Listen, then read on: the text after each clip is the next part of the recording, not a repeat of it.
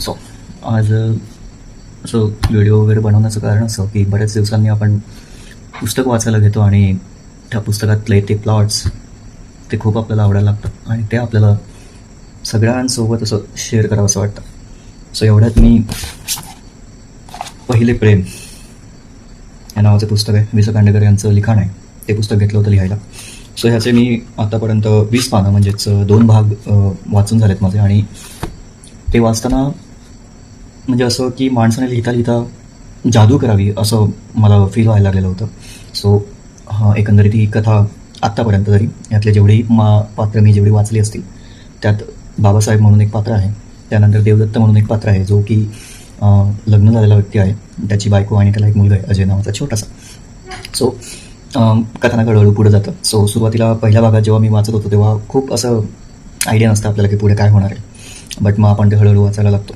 आज जेव्हा दुसरा भाग मी वाचायला घेतला तेव्हा मला असं खूप असं आपल्याला वाटतं ना की हे होणार आहे, याची आपल्याला जेव्हा पुढे काय होऊ शकतं याचा जेव्हा थोडा असा छोटासा अंदाज लागतो ना तेव्हा आपल्याला खूप मस्त खूप एक्साइटिंग व्हायला लागतं, एक्साइटमेंट आपली खूप अशी वाढत जाते.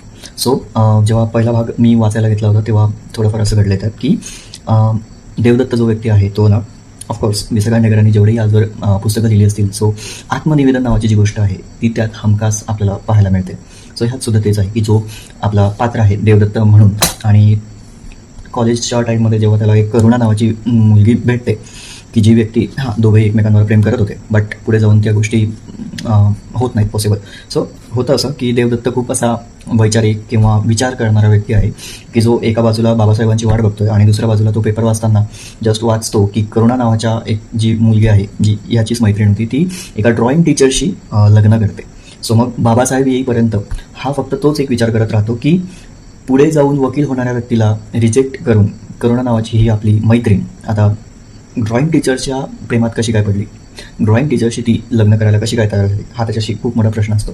सो भाग 2 होईपर्यंत हा प्रश्न जसा तसाच त्याच्या डोक्यात घुमत असतो, फिरत असतो. सो बाबासाहेब जे असतात ते येतात, ते थोडे वयस्कर असतात की ज्यांच्यामुळे जे देवदत्त असतात ते वकील होतात, त्यांचा खूप मोठा त्याच्यामागे भाग असतो, वाटा असतो. सो देवदत्त जेव्हा करुणेबद्दल विचार करत असतात तेव्हा ते एक गोष्ट बाबासाहेबांशी ते एक्सप्लेन करतात की माझ्यासोबत असं वगैरे होतं आहे. सो बाबासाहेब दुसऱ्या बाजूने त्यांचा अनुभव थोडा एक्सप्लेन करतात, अनुभव शेअर करतात आपल्या देवदत्तसोबत की त्यांना ही एक मुलगी आवडत होती वगैरे वगैरे. मग नंतर ती घरात काम करणारी व्यक्तीची एक मुलगी होती, म्हणजे त्यांच्या वयाच्या असेल हे 5-6 वर्षांनी लहान. सो पुढे जाऊन त्यांचं काहीतरी होणारं असतं की तिची आई त्या मुलीचं लग्न एका गरीब घरात करून देते आणि पुढे जाऊन जेव्हा ह्या गोष्टी खूप होतात वि स खांडेकरांच्या कथानक जेव्हा तुम्ही वाचता तेव्हा असं वाटतं की अरे म्हणजे जे आपण वाचत असतो ना ती पात्र पुढे कुठे जाऊन कनेक्ट होतात. पण हे ह्या वि स खांडेकरांच्या रायटिंगचं खूप स्पेशल गोष्ट आहे असं म्हणू शकतो, मुख्य गोष्ट आहे की त्यानंतर काही दिवसांनी ॲज अ वकील जेव्हा कुठल्या तरी गावात जेव्हा जमीन मोजण्याचं काम असतं तेव्हा ते जातात आणि जिथे त्यांचं जेवणाचं काम असतं एका भिक्षुकाच्या घरी, तिथे त्यांना ही मुलगी दिसते, तिचं लग्न झालेलं ऑफकोर्स वगैरे. सो अशा गोष्टी घडलेल्या असतात तेव्हा बाबासाहेब त्यांचं एक्सप्लेन करतात. मग त्यांचे प्रेमावरचे जे थॉट्स असतील, प्रेमावरच्या जे वाक्य वगैरे त्यांनी जे अनुभव घेतले आहेत, प्रेम कसं असतं, जे प्रेम इट्स लाईक की 2 होड्या आहेत आणि त्या पाण्यात वादळात सापडलेल्या आहेत आणि त्या जर त्याच ज्या 2 होड्या असतात त्याच पुढे जाऊन एकमेकांना आधार देतात असं त्यांचं त्यातून म्हणणं होतं. सो त्यानंतर बाबासाहेब निघून जातात आणि त्यांचे थोडंफार देवदत्त त्यांच्या बायकोसोबतचं थोडं लिहितात. सो त्यानंतर दुसरा भाग येतो आणि दुसऱ्या भागात थोड्याफार गोष्टी पुढे ढकलल्या गेल्यानंतर प्रश्न तोच आहे अजूनही, पण त्यांना अचानक करुणेचं पत्र येतं. पण ते पत्र येण्या तत्पूर्वी एक गोष्ट घडून जाते की एक ऑफकोर्स ते वकील असल्यामुळे त्यांच्याकडे कुणीतरी केस घेऊन आलेला असतं आणि तो व्यक्तीही अननोन असतो, बट त्याच्यासोबत एक बायको असते, एक बाई असते. ती बाई तिच्या नवऱ्याला सोडून तिला आवडणाऱ्या व्यक्तीसोबत राहून आलेली असते आणि त्या व्यक्तीसोबत तिचे भांडणं होत असल्यामुळे तो व्यक्ती आता तिला पटत नसल्यामुळे हा अननोन तिसरा व्यक्ती तिला घेऊन आलेला असतो. सो देवदत्तांना सुद्धा हा प्रश्न पडलेला होता की ती व्यक्ती कोण आहे, ती कोण आहे, कोण लागतो तो तिचा वगैरे वगैरे असं सगळ्या गोष्टी आहेत, हे अजूनही रिव्हील नाही झाले.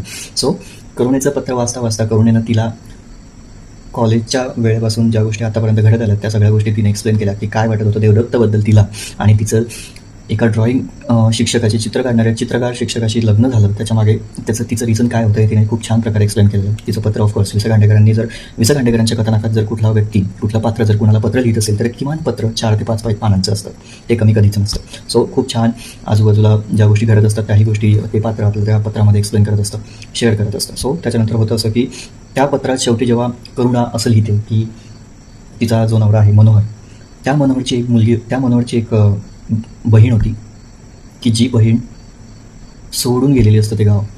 त्यांना ती सापडत नाही बरेच दिवस शोधूनसुद्धा. ती त्यांच्या घरात, मनोहरांच्या घरात फक्त तिची आई, मनोहरांची आई, बहीण आणि ते होते. सो एवढेच तिघं ते राहत होते आणि नुकतंच करुणा त्यांच्या शेजारी राहायला आली होती ॲज अ भाडोत्री म्हणून. सो करुणा जास्त त्यांच्या काय म्हणतात त्याला ओळखीत नव्हती, बट अशी हळूहळू त्यांनी काढलेले चित्र वगैरे त्या सगळ्या गोष्टी तिने बघितल्या आणि ती हळूहळू ऑफकोर्स त्यांच्या प्रेमातही पडायला लागली. का? कारण की पुढे जाऊन त्यांना एकमेकांना ते आजारी पडत, मग त्या शुश्रूषा करण्यासाठी ते दोघंही एकमेकांच्या मदतीस येऊन जायचे.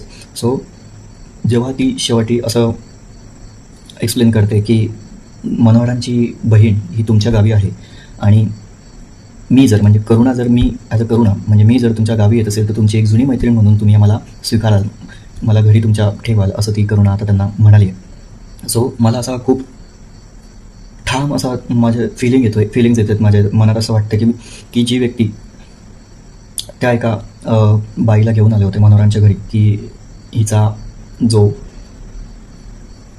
प्रेमी आहे किंवा ज्याच्यासोबत ती पळून आली होती,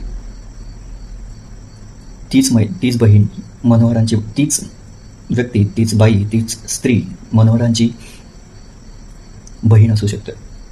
हा भाग दुसरा मी संपवला आहे आणि करुणेचं पत्र नुकतंच संपलं आहे.